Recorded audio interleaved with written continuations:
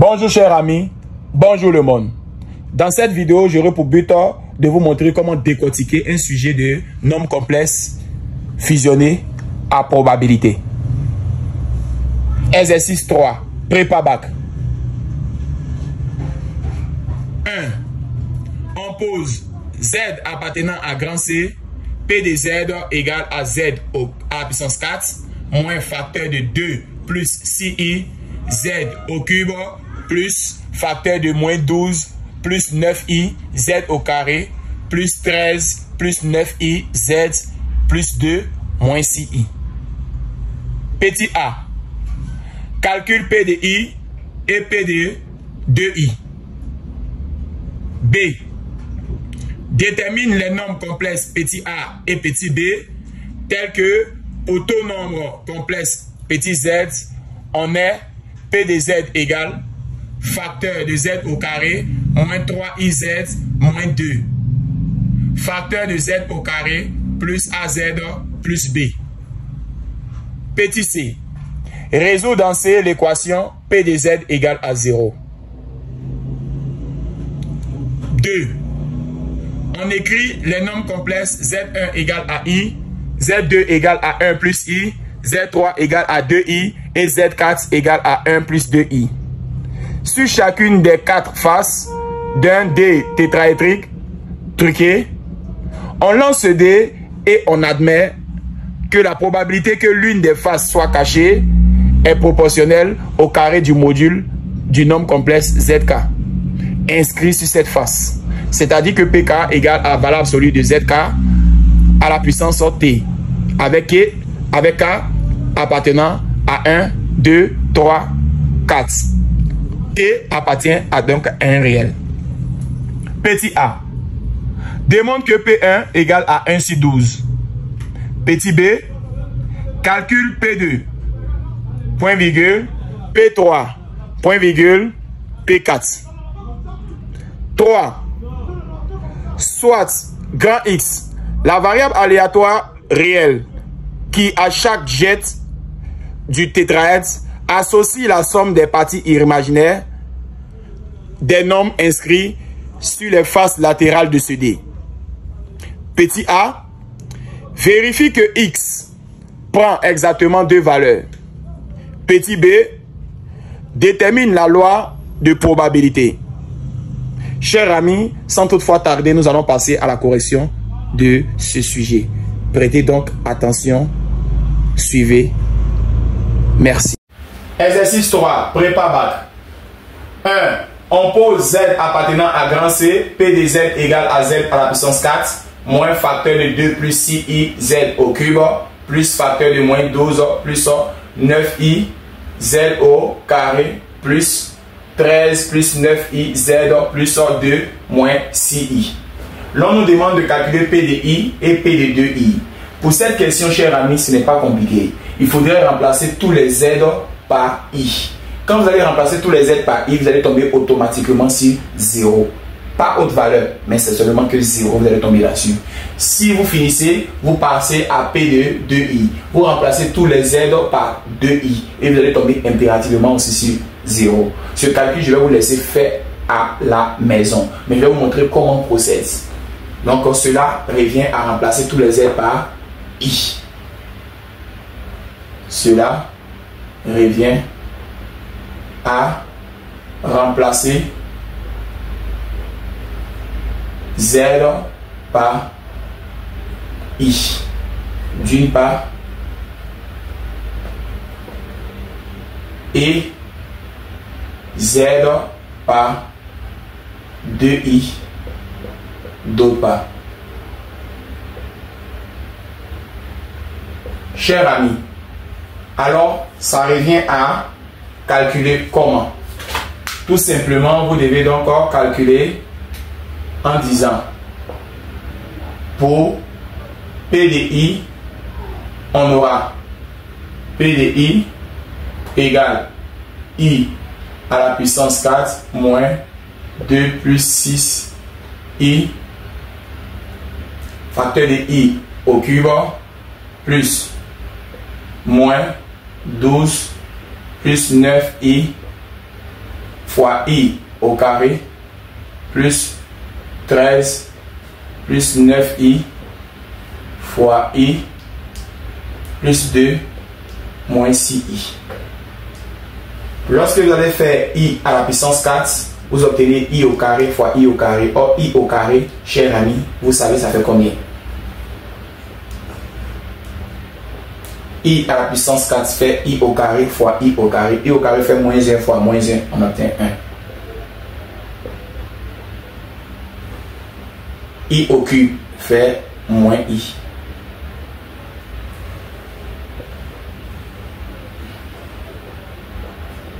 I au carré fait moins 1. On a 13 plus 9I fois I. Plus 2 moins 6I. Ici, vous développez membre par membre. Ici, vous développez membre par membre. Ici, vous développez membre par membre. On aura P de I égale à 1. Et là, nous obtenons 2 fois moins I moins 2I. 6 fois moins I multiplié par I encore. Donc, I fois I fait I au carré. Ça fait moins 1 multiplié par moins, ça fait plus. Donc, on aura plus 6. Ici, moins 12 fois moins 1, on aura 12. 9i fois moins 1, on aura moins 9i.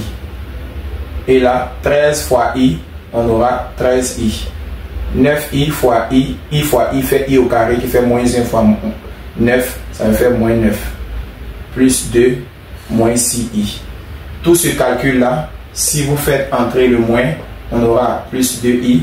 Et le moins entre, on aura moins 6 ici. On aura 12 moins 9i, on aura 13i moins 9 plus 2 moins 6i.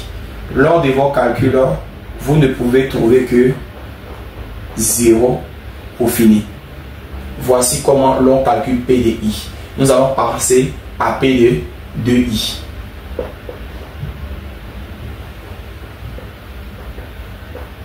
Pour P de 2i, il faudrait utiliser la même technique, mais remplacer tous les z par 2i.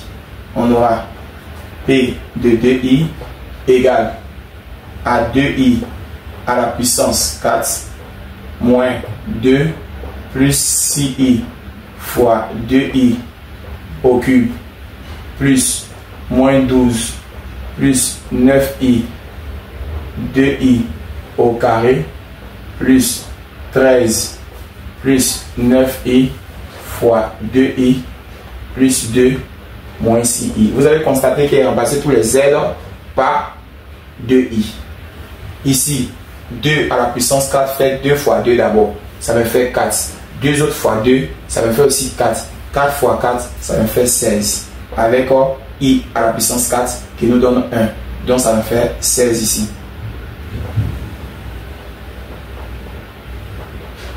2 au cube fait 2 fois 2 fois 2. Donc 2 fois 2, ça fait 4. 4 fois 2, ça fait 8. I au cube fait moins I. Donc on a moins 8i. Alors, ici, on a moins 12 plus 9i. Et 2 au carré fait 4. I au carré fait moins 1. Donc on a moins 4.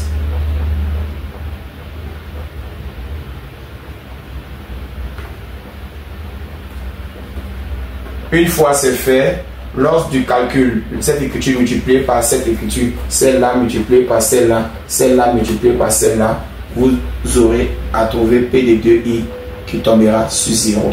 Lorsque l'on vous demande de calculer P de i, P de 2i, P de n'importe quel nombre, obligatoire de tomber sur 0. On ne tombe pas sur haute valeur à part 0. Faites attention au grand examen. On ne tombe pas sur haute valeur à part 0. Chers amis, je sais que vous avez bien compris. Nous allons passer à la prochaine question.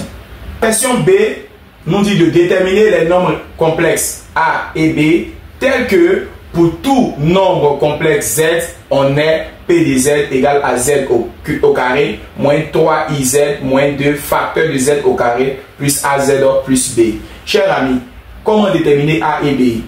Il faudrait donc utiliser le développement membre par membre. Utilisons le développement membre par membre.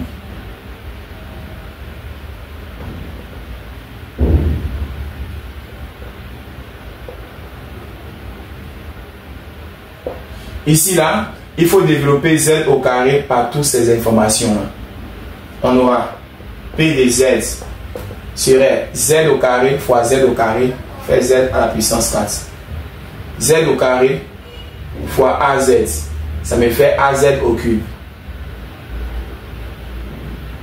Z au carré fois B, ça me fait BZ au carré. Une fois que Z au carré est terminé, passons à moins 3IZ. Moins 3IZ fois Z au carré fait moins 3IZ au cube. Moins 3IZ fois AZ me fait moins 3IAZ au carré. Moins 3IZ fois B me fait moins 3IBZ. Une fois que moins 3IZ est terminé, passons au dernier. Moins 2 fois Z au carré fait moins 2Z au carré. Moins 2 fois AZ me fait moins 2AZ. Moins 2 fois B me fait moins 2B. Une fois que c'est bon, vous regroupez les termes qui ont le même exposant un côté. Le plus gros exposant, c'est 4. Après celui-là, vous passez à l'exposant 3. Vous récupérez tous ceux qui ont exposant 3 un côté. Il s'agit de AZ au cube. De qui encore, cher ami? De moins 3IZ au cube. SC à côté Z au cube, c'est terminé. Passons au degré 2. On a donc BZ au carré. On a qui encore, cher ami? On a moins 3IAZ au carré. On a qui encore, cher ami? Moins 2Z au carré. Les côtés Z carré sont terminés. Passons au côté qui possède Z simplement. On a donc moins 3IBZ. On a qui encore, cher ami? On a moins 2AZ.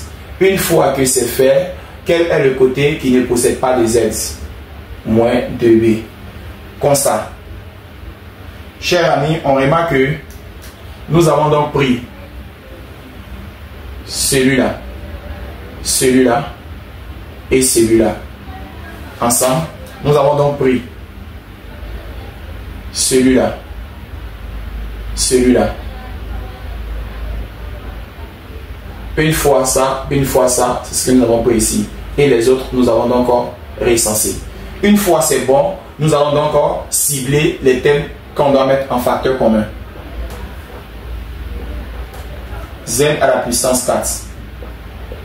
Ici, nous allons donc mettre Z au cube en facteur.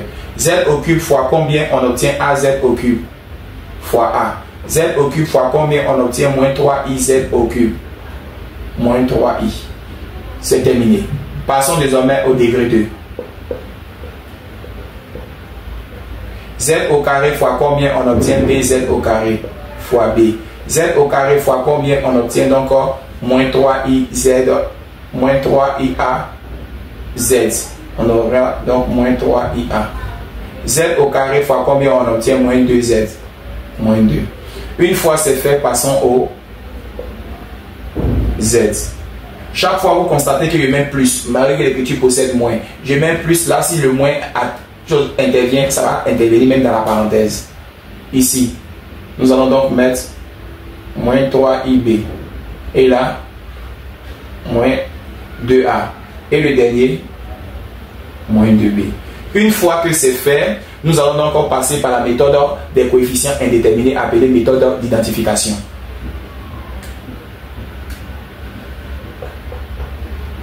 Par la méthode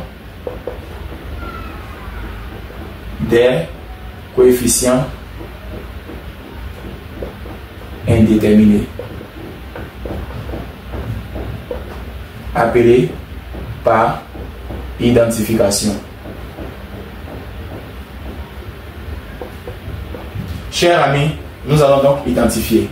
Pour identifier, nous allons donc nous poser une seule question. Les inconnus sont A et B. D'après eux, il faudrait qu'on détermine A et B. Donc, A-3i. A-3i, c'est l'écriture qui se trouve devant Z au cube. Nous allons donc identifier. A-3i, c'est l'écriture qui se trouve devant Z au cube. Quelle est l'écriture qui se trouve devant Z au cube, cher ami? Il s'agit de moins 2 moins 6i.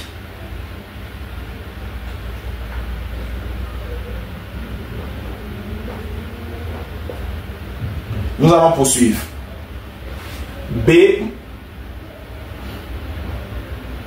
moins 3IA moins 2 est l'écriture qui se trouve devant Z au carré. Cher ami, quelle est l'écriture qui se trouve devant Z au carré? Devant Z au carré, on ne peut que avoir moins 12 plus 9i.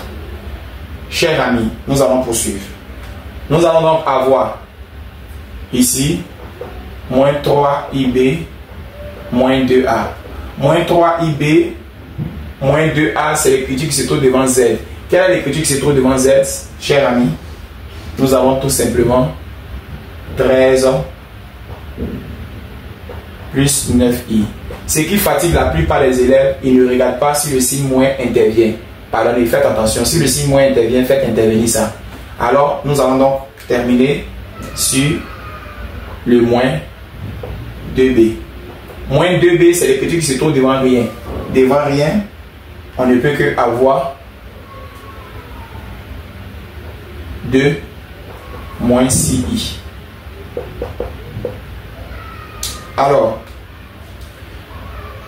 ici, le B est facile à déterminer en premier. On aura donc B égale 2 moins 6i sur moins 2. Et le A, on aura A égale à moins 2 moins 6i. Et ici, moins 3i passera après. Celui du milieu, il s'agit toujours de A. Celui du milieu, il s'agit toujours de B. Donc, ça serait un peu complexe. Je préfère prendre ici pour déterminer le A et le dernier pour déterminer le B. Une fois c'est fait, on aura A égale moins 6i plus 3i, cher ami. Lors de la calculatrice, on utilisera donc moins 3i. Donc, on a moins 2, moins 3i. Une fois c'est bon, passons désormais à celui-là. Nous allons donc avoir, d'une part, après avoir fini de simplifier par 2 ici, on aura donc le signe moins qui va monter.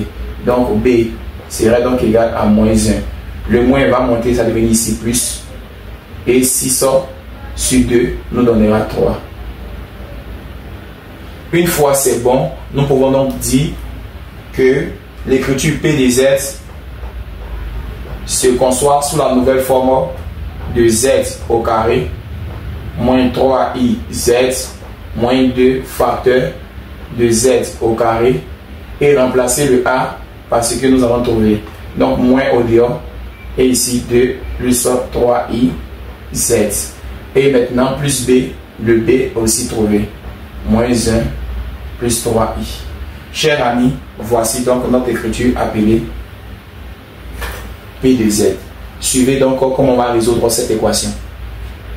Alors, chers amis, dans la question C, nous demandons de résoudre dans C l'équation P de Z. Il y a P de Z en haut, il y a P de Z en bas. Je vous suggère de prendre le P de Z que vous venez de trouver. Si vous prenez ça, vous n'allez pas trouver la réponse. Prenez le P de Z qui se trouve ici.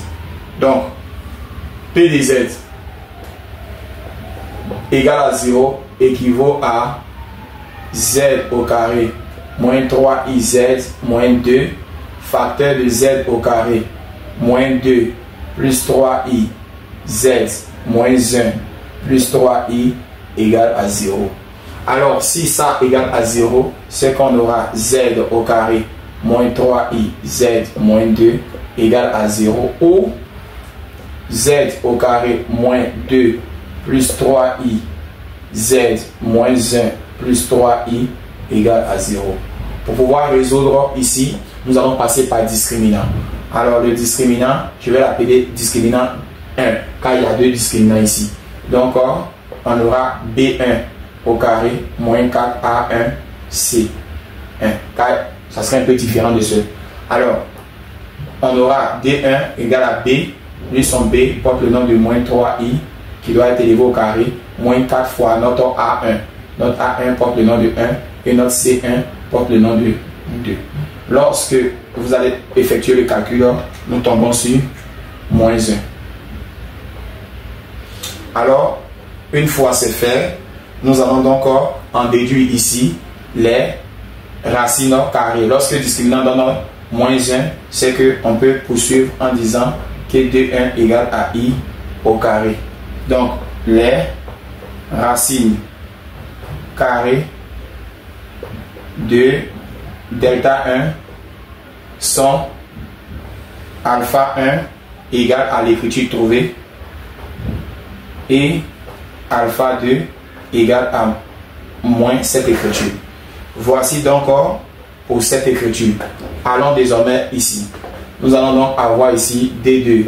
Delta 2 égale à B au carré 2 moins 4A2 C2. Pour ne pas que ça se ressemble à l'autre. Alors, 4D2 égale à B au carré moins 2 plus 3I, le tout au carré, moins 4 fois notre A, qui est 1, et ce 1 égale à moins 1 plus 3I.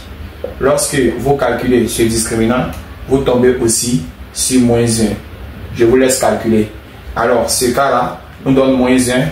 On aura donc le discriminant D1, D2 égale donc à I au carré. D'où les racines carrées de delta 2 sont aussi alpha. Comme ici, alpha 1, alpha 2, nous allons donc prendre ici alpha 3 qui est égal à I et alpha 4 égale à moins I. Ce que nous venons de trouver sont appelés les racines carrées. Passons désormais aux solutions. Pour déterminer les solutions, il y a une propriété que vous devez connaître. C'est Z1 égale à moins B plus alpha 1 sur 2A. C'est ce qu'on va prendre pour déterminer les réponses. Suivez attentivement la suite. Nous allons donc diviser ici. Z1 égale à moins B moins ou bien simplement plus alpha 1 sur 2A. C'est pour la première solution.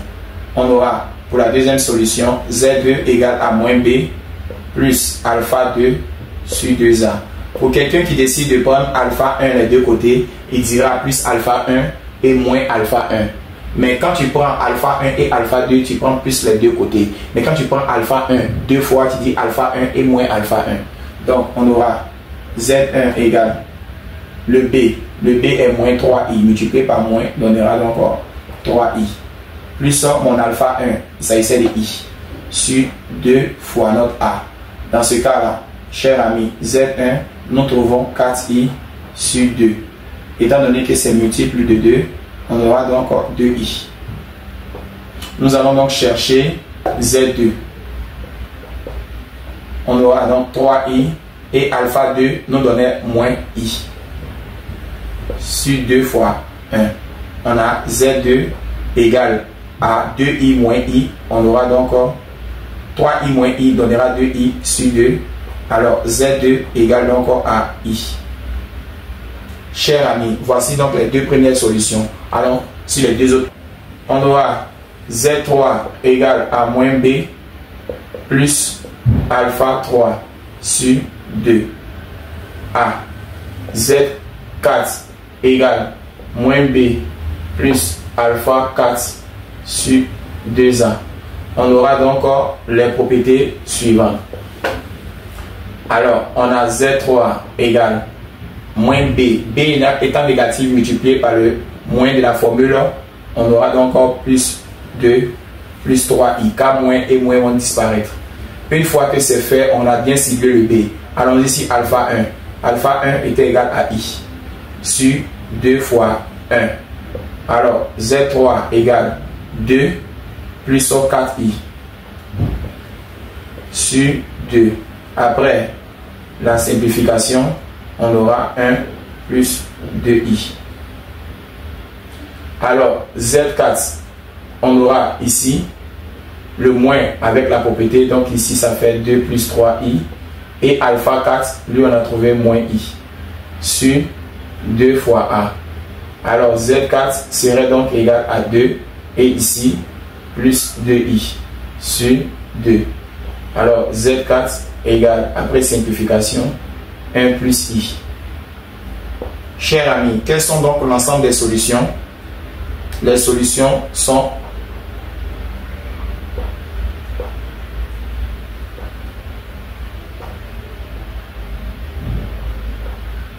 solution dans C égale 2i, point virgule i, point virgule 1 plus 2i et là 1 plus i. Chers amis, voici donc les solutions. Ces différentes solutions-là seront donc à l'intérieur du sujet pour les autres questions à venir. Chers amis, je vous demande de suivre attentivement la suite. On écrit les nombres complexes Z1 égale à I, Z2 égale à 1 plus I, Z3 égale à 2I, Z4 égale à 1 plus 2I. Sur chacune des 4 faces d'un dé tétraédrique, ça veut dire T qui possède 4 faces, truquées, on lance ce dé et on admet que la probabilité que l'une des faces soit cachée est proportionnelle au carré du nombre complexe ZK. Inscrit sur cette face, c'est-à-dire que PK égale à module de ZK à la module de ZK à la puissance T, au cas appartenant à 1, 2, 3, 4. T appartenant à 1 réel. On nous demande de démontrer que P1 égale à 1 sur 12. Chers amis, comment démontrer que P1 égale à 1 sur 12? Il faut donc écouter les différentes séquences du sujet. On reprend cette information. On lance ce dé et on admet que la probabilité que l'une des faces soit cachée est proportionnelle au carré du nombre complexe ZK. Cette information est très importante. Nous allons reprendre cette information. On lance ce dé et on admet que la probabilité que l'une des faces soit cachée est proportionnelle au carré du nombre complexe ZK. Sachez bien que ces différentes écritures étaient les solutions trouvées précédemment. Alors, si on lance ce dé, on admet que la probabilité que l'une des faces soit cachée est proportionnelle au carré du nombre complexe ZK inscrit sur cette face. C'est-à-dire que PK égale à module de ZK à la puissance T au K appartenant à 1, 2, 3, 4 ou T appartenant à R. Comment démontrer que P1 égale à 1 sur 12? Chers amis, il faudrait retenir d'abord une information principale, que probabilité égale à cardinal de peut-être X égale à quelque chose que vous pensez sur cardinal de l'univers. C'est la formule d'équiprobabilité.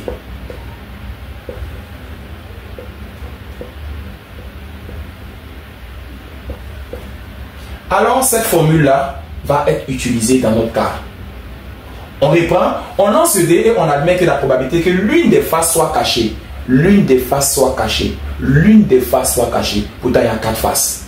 Si l'une des faces est cachée, alors c'est que le dé est déposé sur cette face-là. Est proportionnel au carré du nombre complexe.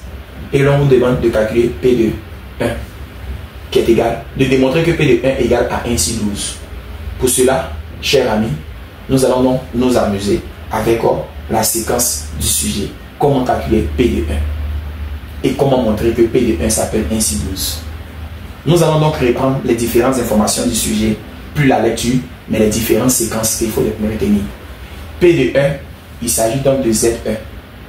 Pour cela, vous devez savoir que P de 1 serait donc égal à cardinal du carré du nombre complexe de ZK. C'est-à-dire que K est remplacé par 1. Donc, cardinal de valeur absolue de Z1. Mais qui doit être le carré de ce nombre complexe. Vous voyez comme c'est intéressant. Sur cardinal de l'univers. Qui parle de l'univers parle de 1, de 2, de 3 et de 4. C'est tout ça qu'on appelle l'univers. Donc ce qui signifie Z1 au carré. Vous voyez bien, plus cardinal de module de Z2 au carré plus cardinal de module de Z3 au carré plus cardinal de module de Z4 au carré. Chers amis, cherchons désormais le module de Z1. Calculons module de Z1. Et après, mettons le carré. Module de Z1 Z1 vaut I. Module de I. Simplement d'abord, on aura au carré. Nous venons de trouver Z1 qui nous donne 1. Alors, que vaut donc son module élevé au carré? Nous donnera 1 au carré, qui nous donnera 1. Cher ami, déterminons désormais les autres cardinales. Amusons-nous sur module de Z2 au carré. Dans un premier temps, cherchez d'abord tout simplement le module de Z2. Une fois que vous finissez de trouver, vous mettez au carré. Allons-y. Module de Z2. Si jamais c'est Z2, nous pouvons faire. Module de Z2. Z2 égale à 1 plus I. Cherchons donc le module. Son module fera 1 au carré plus 1 au carré. 2. Cherchons désormais son carré. Le module du carré fera racine de 2 au carré. La radicale va faire sauter, le carré va faire sauter la radicale pour devenir 2. Voici donc cette information. Parlons désormais du module de Z3 qui doit être élevé au carré. Module de Z3 tout simplement sans son carré fera 2i. Cherchons désormais la racine de 2. Ça nous donnera donc 2. Élevons maintenant ce module là au carré. 2 élevé au carré deviendra 4. Cherchons désormais le module de Z4 au carré. Alors, tout simplement, cherchez Z4 d'abord. Une fois que vous avez trouvé Z4, cherchez maintenant son carré. Z4, 1 plus 2i en termes de module. Partie réelle, 1 au carré. Imaginaire, 2 au carré. Donc, Z4 égale à 1 plus 4 racine de 5. Vous pouvez désormais élever ça au carré. Racine de 5 élevé au carré fera donc 5. Utilisez maintenant cette propriété. Pour le premier, cardinal de module de Z1. Z1, on a tombé ici 1.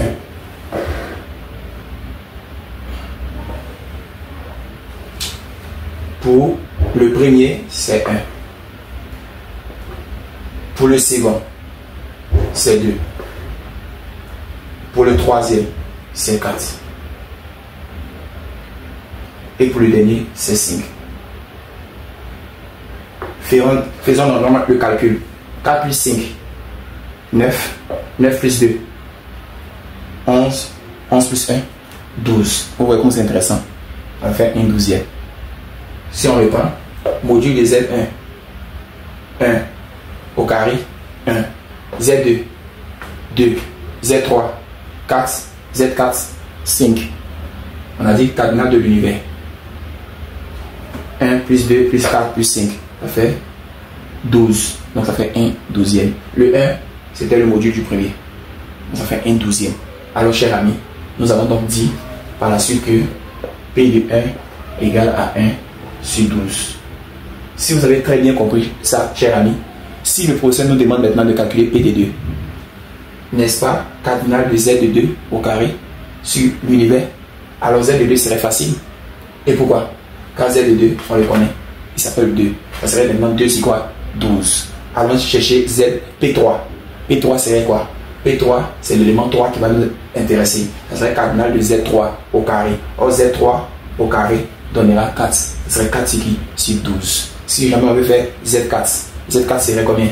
5. 5 sur quoi? 12. Vous voyez comment c'est de l'amusement. C'est pas compliqué. Mais ici, il fallait comprendre quoi? Quand on lance le dé, on admet la probabilité que l'une des faces soit cachée qui est proportionnelle au carré du nombre complexe. On dit le carré du nombre complexe. Voici le nombre complexe trouvé. On va faire son carré. Donc, ça y est, le module. Vous avez vu? C'était un peu caché si ça sortait au grand examen. Donc, je sais que vous allez répondre cette partie-là. Nous allons donc poursuivre. La question B nous demande de calculer P3. P. On nous demande de calculer P2, P3 et P4. Chers amis, si l'on a bien compris ce qui vient de précéder, c'est que pour calculer P2, on aura P2 égale à cardinal de module de Z2 au carré sur cardinal de l'univers. Alors, P2 serait donc module de Z2 au carré. On a trouvé donc 2 sur l'univers 12. Alors, P2 porte le nom de 2 sur 12 ou simplement 1/6. Parlons désormais de P3. Chers amis, P3 serait cardinal de module de Z3 au carré sur cardinal de l'univers. Alors, P3 égale cardinal de Z3, on a dit que ça fait 4 sur cardinal de l'univers 12. C'est comme si multiplié ici, divisé ici par 4, on aura donc 3 ici. On a fait 1/3.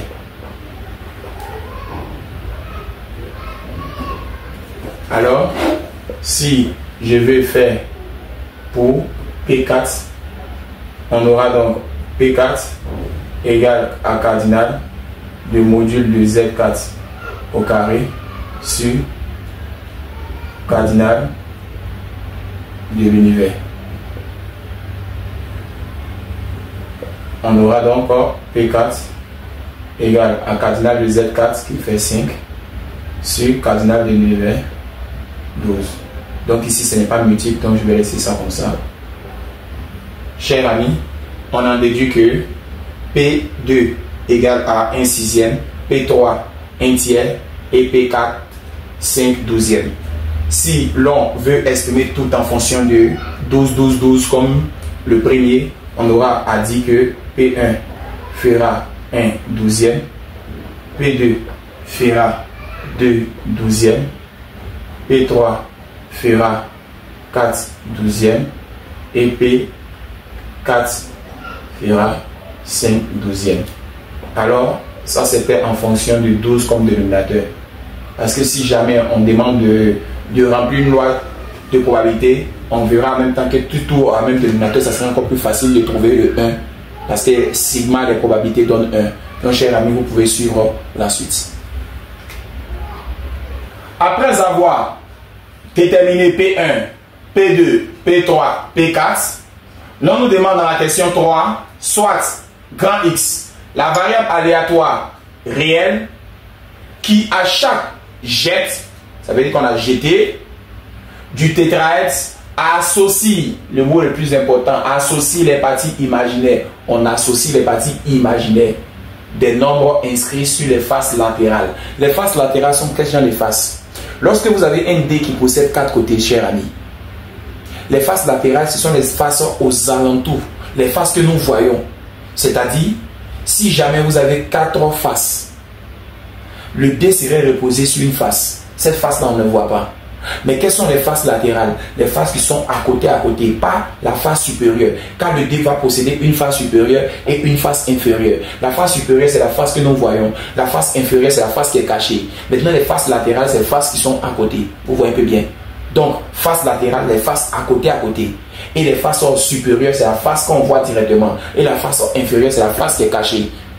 Voilà. Donc ici, on reprend. Soit X, la variable aléatoire réelle à chaque jet du dé, du tétraèdre, associe les parties imaginaires. Or, nous voyons que la partie imaginaire ici est combien? 1. La partie imaginaire ici est combien? 1. La partie imaginaire ici est combien? 2. La partie imaginaire ici est combien? 2. Donc, on dit que ça associe les parties imaginaires des nombres inscrits sur les faces latérales de ce dé. Or, on vient de signifier que les faces latérales, ce sont les faces qui sont aux alentours.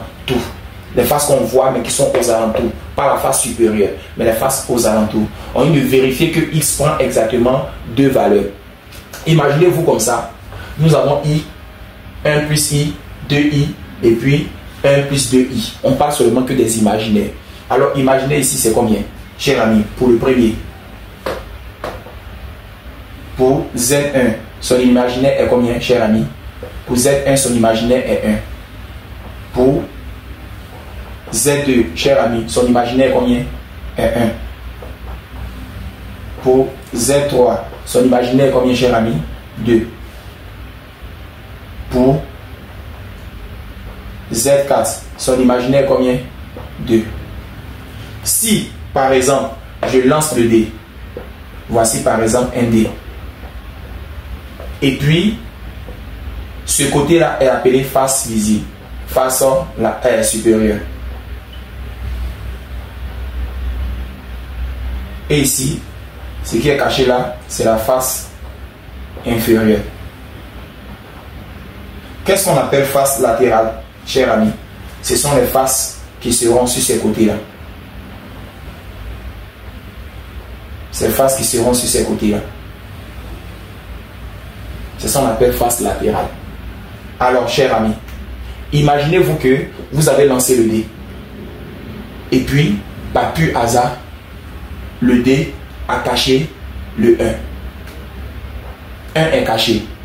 Si 1 est caché, c'est-à-dire que 1 se trouve en bas. Quelles sont les faces latérales? 1, 2, 2. On dit qu'il faut faire quoi? Les associer. Donc, si 1 est caché, on aura 1 plus 1. 1. Si 1 est caché, on aura 1 plus 2 plus 2. Donc, si c'est Z1 qui est caché, voici ce qu'on aura. Total 5. Vous voyez bien. Imaginez-vous que ce n'est pas Z1 qui est caché, mais plutôt Z2 qui est caché. Si c'est Z2 qui est caché, ça veut dire que Z1 n'est plus caché.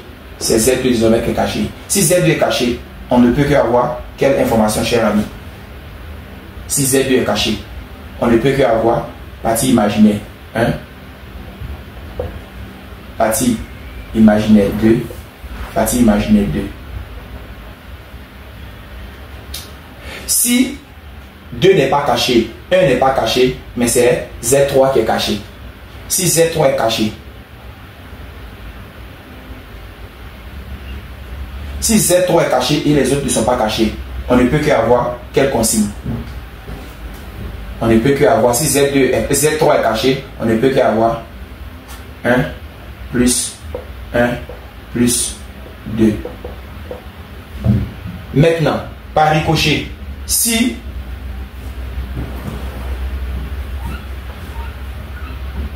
c'est le dernier qui est caché et les autres ne sont pas cachés, qu'est-ce qu'on peut avoir? 1 plus 1 plus 2, 4. Quel que soit ce qui était caché, quelles sont les valeurs possibles qu'on peut avoir? Si ce n'est pas 4, c'est quoi? C'est 5. Alors, on dit de vérifier que X peut prendre exactement 2 valeurs. Quelles sont les 2 valeurs qu'il peut prendre? 4 et 5. Donc, les 2 valeurs que X prend sont X prend la valeur 4 et la valeur 5. Chers amis, je répète cette information. Si Z1 est caché et les 3 autres faces latérales sont 1, 2, 2, on ne peut qu'avoir 5. Si c'est Z2 qui est caché, c'est-à-dire les 3 faces latérales seront 1, 2, 2, on aura 5. Si c'est Z3 qui est caché, on aura 1, 1, 2, on aura 4. Si c'est Z4 qui est caché, on aura 1, 1, 2, on aura 4. Alors, l'ensemble des valeurs prises par grand X serait 4 et serait 5. On ne peut que... Alors, la dernière question, on nous demande de déterminer la loi de probabilité.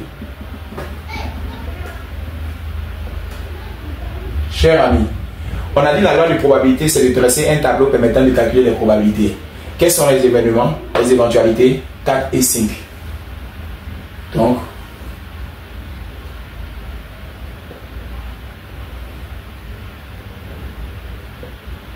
XI, P grand X égale à XI. Quelles sont les valeurs prises par grand X? 4 et 5. Et là, c'est le total. Si jamais c'est 4, comment trouvons-nous la probabilité? Pour faire 4, c'est que quelles sont les faces qui étaient visibles. Si c'était 4, alors nous sommes situés ici. C'est le numéro 3 qui donne 4. Alors pour que le numéro 3 donne 4, il faudrait donc fouiller quelles sont les différentes éventualités que vous pouvez avoir. Chers amis, nous allons reprendre cette information. X égale à 4, X égale à 5. Pour avoir 4, quelles sont les probabilités? Pour avoir 4, c'est que je suis en train de tirer Z3. Pour avoir 4, je suis en train de tirer Z4. Ce qui signifie que Z3 et Z4 permettent d'avoir X égale à 4.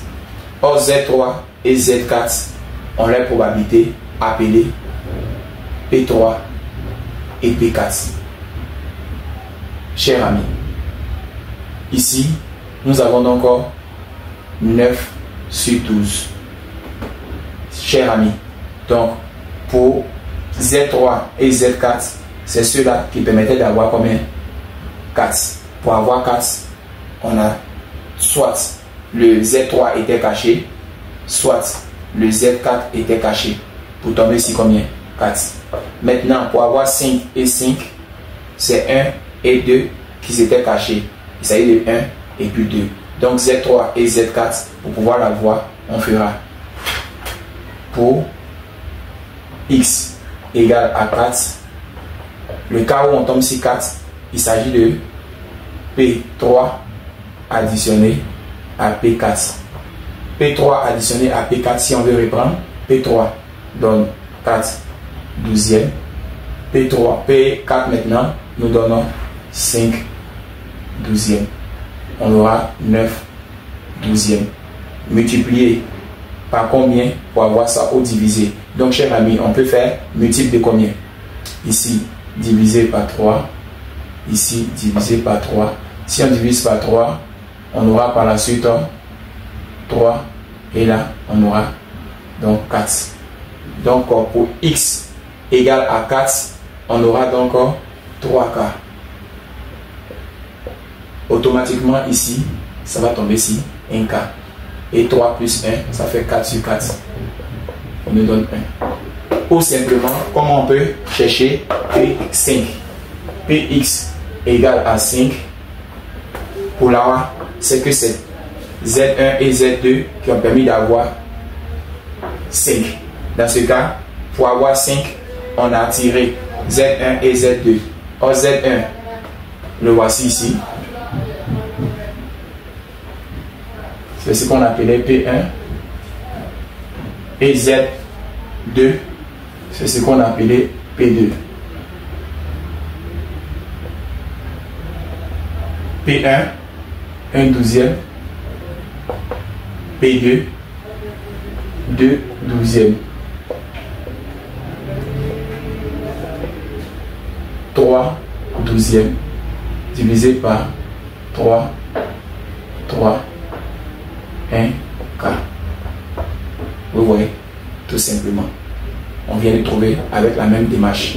Alors si on veut reprendre, pour avoir 5, il faudrait que on tire Z1 ou bien on tire Z2. Alors à cause de la présence de ou bien qu'il y a mis plus, soit on tire Z1 ou Z2. Pour avoir 4, soit on tire Z3 ou Z4. Chers amis, nous sommes à la fin de ce sujet. Voici donc la loi de probabilité. Les deux valeurs sont 4 et 5 et la probabilité 3K et 1K. Chers amis, la somme des probabilités donne 1. Sigma des probabilités donne effectivement 1.